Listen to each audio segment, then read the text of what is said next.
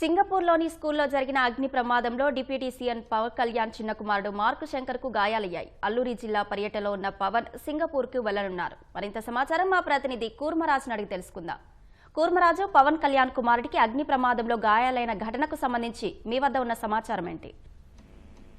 Andhra Pradesh deputy CM Pawan Kalyan చిన్న కుమారుడు Singapore లోని ఒక పాఠశాలలో చదువుతున్నాడు. అక్కడ మార్క్ శంకర్ తన పేరు. నిన్న అక్కడ జరిగిన ప్రమాదం, అక్కడ అగ్ని ప్రమాదం జరిగిందట. అగ్ని ప్రమాదంలో ఈ మార్క్ శంకర్ చేతులకి కాళ్ళకి గాయాలయ్యాయి. అలాగే ఊపిరితిత్తుల్లోకి పొగ బాగా వెళ్లిపోవడంతో ఇబ్బందులకు లోనయ్యాడు. హుటాహుటిన మార్క్ శంకర్ అక్కడ నుండి ఆసుపత్రికి తరలించి ప్రస్తుతం వైద్య చికిత్స జరుగుతోంది.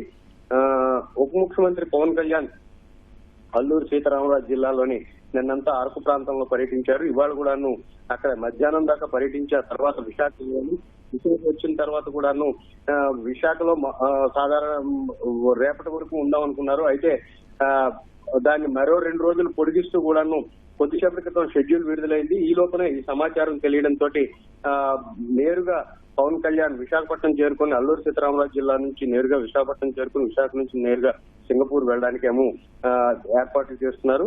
అయితే ఇక్కడ అరకు సమీపంలోని కురిడి గ్రామాన్ని సందర్శిస్తానని ఆ గ్రామ గిరిజనులకి తాను హామీ ఇచ్చాను, నిన్న మాట ఇచ్చాను. ఖచ్చితంగా వాళ్ళ దగ్గరికి వెళ్లి వారి సమస్యలు తెలుసుకొని నేను అట్టుండి నేరుగా మిగతా కార్యక్రమం అంతా రద్దు చేసుకుని విశాఖ నుంచి నేరుగా సింగపూర్ వెళ్తాననేసి ఏమో పవన్ కళ్యాణ్ ఏమో పార్టీ శ్రేణులకి అలాగే అధికారులు కూడాను స్పష్టం చేసినట్టు తెలుస్తోంది. సో ఇప్పుడు అరకు సమీపంలోని కురిడి గ్రామం సందర్శించిన తర్వాత ఆయన నేరుగా విశాఖ వస్తారు.